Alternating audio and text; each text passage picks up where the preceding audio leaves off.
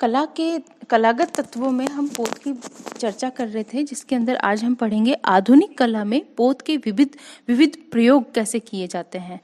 तो हम देखेंगे कि आधुनिक भारतीय चित्रकला में सृजित पोत का बहुत अधिक महत्व है, क्योंकि आज की शैली हम देखते हैं कि प्रयोगात्मक है और जो पुराने ज़माने से जो चित्र बने आ रहे हैं, तो उन चित्रों की तरह विषय को हमने महत्व नहीं दिया और जो कलाकार है वह अपनी तकनीक को महत्व दे रहा है।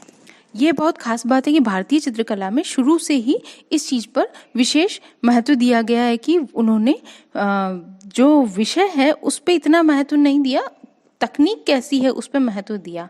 तो सृजित पोत में तो कलाकार नवीन प्रयोग कर रहा है, साथ ही इसके निर्माण में प्राप्त पोत भी सहायक है। जैसे हम देखते हैं कि यदि चिकने कागज पर रंग लगाकर उस पर हम नाइफ या फिर कोई तीखी चीज़, पेपर कटर, ब्लेड, इनसे हम स्क्रम्बलिंग करें, घिसेंगे, तो वह प्रभाव उत्पन्न नहीं होता जो कि खुरदरे कागज पर लगाने से होता है। हम एग्जाम्पल देखेंगे कि एक कलाकार है मनोहर कौल। उन्होंने अपने कुछ जो चित्र हैं उन चित्रों में विदेशी हैंडमेड कागज पर पहले तो रंग से आकार बनाया, फिर आकार बनाकर सूखे रंग से उस पर घिसा, जिससे अन्य स्थानों के साथ साथ वृक्षों की छाल के पोत बहुत कुशलता पूर्वक उन्होंने दिखाए हैं। दूसरा प्रकार का पोत हम बहुधा यथार्थ अंकन में भी हम देखने को मिलता है हमें कि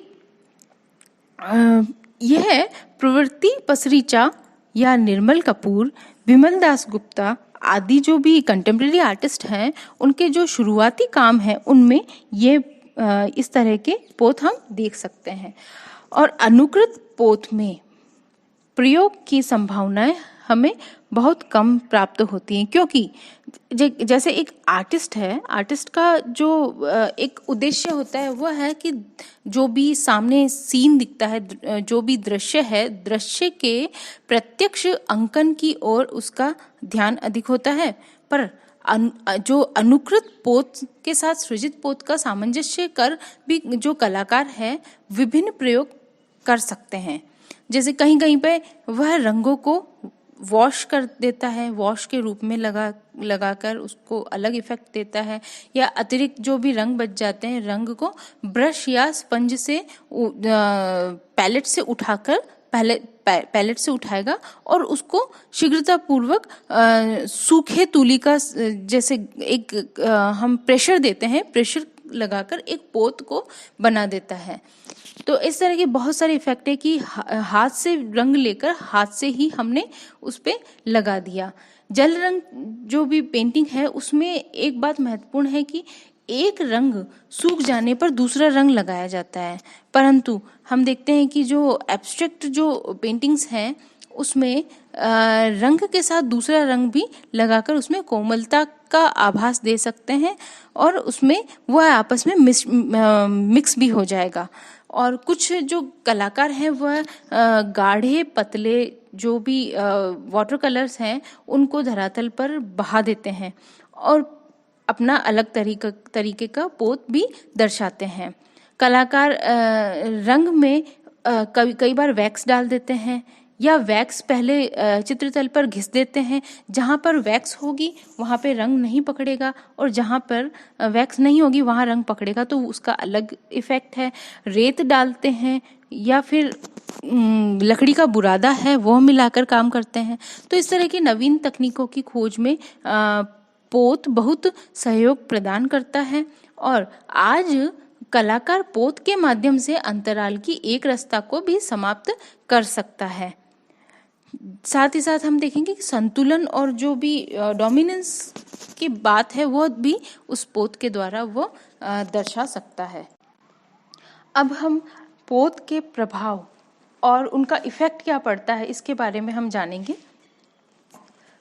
कि पोत की अनुभूति को व्यक्त करने के लिए हमें पहले तो जो टच सेंसेशन है या हमारा जब हाथ से हम किसी चीज़ को छूते हैं, स्पर्श करते हैं, तो वो एक सेंसेशन महसूस होती है, उसके सूचक शब्दों को प्रयुक्त करते हैं। जैसे हम कहते हैं कि जब कोई भी चीज़ हमने टच की या छुआ है, हमने किसी को स्पर्श किया है, तो वो सेंसेशन कैसी होती है, कई बार कोमल महसूस होती है, कई बार कठोर होती है, कभी हमें छूने से चिकनापन महसूस होता है, कभी खुरदरा होता है और कभी तीखा होता है। तो इस तरह के जो भी इफ़ेक्ट हैं, यह है पोत के विभिन्न प्रकारों के अंतर्गत आते हैं। तो हम देखेंगे कि सबसे पहला हम खुरदरा जो पोत है, रफ टेक्सचर की बात करते हैं। तो यह पोत दृष्टि और स्पर्श संवेदना को तुरंत जन्म देते हैं। कलाकार इसका प्रयोग अपनी रचना में बहुत अधिक करते हैं क्योंकि ये सतह के प्रभाव को स्पष्ट करते हैं। जैसे पत्थर की सतह को बनाना है और पत्थर को अगर हमने चिकना कर दिया या फिर बहुत कोमल कर दिया तो पत्थर नहीं लगेगा। इसके लिए हम उसके पोत के अंदर उसका टेक्सचर हम खुरदरा करने का प्रयास करेंगे। तो पत्थर की सतह का खुरदरापन भी इसमें रफ टेक्सचर की श्रेणी में आता है। अब दूसरा है चिकना पोत या स्मूथ टेक्सचर, जो जिसे कहते हैं कि ये पोत सुखद स्पर्श की अनुभूति देते हैं परंतु दृष्टि को अधिक प्रभावित नहीं करते हैं। यह प्रकाश को परावर्तित करने में सक्षम होते हैं। जैसे तेलीय धरातल की बात करते हैं। कोमल पोत, सॉफ्ट टेक्सचर, ऐसे पोत जो स्पर्श संवेदना में कोमल व सुखद लगते हैं, वे स्पर्श करने को प्रेरित करते हैं। जैसे गुलाब के फूल की कोमल पंखुड़ियाँ, या फिर हमने कोई चित्र बनाया और हमने कोई बिस्तर बनाया, बिस्तर को अगर हमने कोमल या मखमली चादर से नहीं कवर करके उसके अंदर हमने रफ टेक्सचर पत्थर जैसा बना दिया तो वह चित्र में वहाँ पे एप्रोप्रिएट नहीं होगा। तो यह जैसे कोमलपन, चिकनेपन और खुरदरेपन जिस तरह की मांग होती है, हम उसी तरह का पोत हम चित्र के अंदर लगाते हैं। अब है अगला कठोर पोत, हार्ड टेक्सचर। तो ये पोत सघन होने के कारण कठोर प्रतीत होते हैं। ये पोत शक्तिपूर्णता तथा दृढ़ता के द्योतक होते हैं, परंतु कठोर व कड़े होने के कारण सुखद प्रभाव यह उत्पन्न नहीं करते। इस प्रकार के पोत। अब हम पोत के महत्व को जानेंगे कि पोत का चित्रकला में क्या महत्व है। तो पोत का चित्रकला के तत्वों, रेखा, रूप, रंग आदि के समान ही महत्वपूर्ण स्थान है। आधुनिक कलाकार कला रचना में पोत का प्रयोग अधिक से अधिक करने लगे हैं। प्राचीन समय की कलाओं में चित्रकला, मूर्तिकला, भवन निर्माण कला आदि में समतल सतह अच्छी मानी जाती थी, परंतु आज हम कह सकते हैं कि सिचुएशन एकदम अलग हो गई है। आज कलाकार पोत के लिए भी चित्र बनाता है। कला में विभिन्न प्रकार के पोत का प्रयोग किया जाने लगा है, ये तो हम जानते ही हैं। इससे धरातल में एक इंटरेस्ट पैदा होता है और विभिन्नता लाने के लिए, चाक्षुष प्रभाव उत्पन्न करने के लिए रचना में पोत का प्रयोग होने लगा है। इस प्रकार पोत भी चित्र के तत्वों में उतना ही महत्वपूर्ण है जितने कि अन्य तत्व।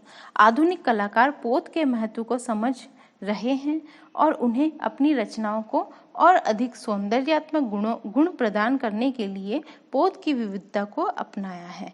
जैसे चित्रकला, भवन निर्माण, मूर्तिकला या फिर इंटीरियर डिजाइनिंग या फिर एक्सटीरियर डिजाइनिंग आदि में नए नए प्रयोग या पदार्थों का उपयोग किया जाता है। जैसे हम देखते हैं कि कांच का उपयोग भी हो रहा है, प्लास्टिक का उपयोग भी हो रहा है, हम रबड़ का प्रयोग भी होते देख रहे हैं, कागज़ का उपयोग करते हुए देख रहे हैं, स्पंज का उपयोग कर रहे हैं, प्लास्टर ऑफ पेरिस का उपयोग कर रहे हैं, हम तरह तरह की लकड़ियों का उपयोग कर रहे हैं, फाइबर का उपयोग कर रहे हैं। इस प्रकार विभिन्न प्रकार के जो प्रयोग हैं इनको करके पोत को और भी अधिक महत्वपूर्ण बनाया है। जैसे जैसे कलाकार कला में जो भी है एक्सपर्ट होता जाता है या प्रवीणता प्राप्त करता जाता है और उसके अनुभव में हम देखते कि मैच्योरिटी आ जाती है, तो वह कला पक्ष के अंतर्गत अधिकाधिक पोत का निर्माण करेगा ही करेगा और केवल मात्र प्राकृतिक रूपों व विषय वस्तु पर ही वह निर्भर नहीं रहेगा। जैसे हम देखते हैं कि क्यूबिज्म एक आर्ट मूवमेंट था पश्चिम में, या अति यथार्थवादी आर्ट मूवमेंट को हम कहते हैं, जिसके अंदर पोत के लिए कुछ टर्म्स हैं वो बहुत जाने गए थे, जैसे फ्रोताज है, ग्रेताज है।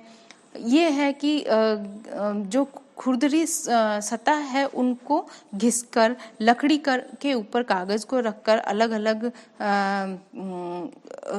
सैग्रिफिटो और इस तरह के बहुत सारे एग्जाम्पल्स हमें देखने को मिलते हैं।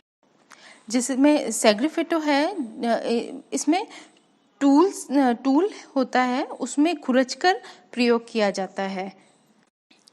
जैसे टूथब्रश हार्ड ब्रश से स्प्रे करके भी एक इफेक्ट हम पैदा कर सकते हैं।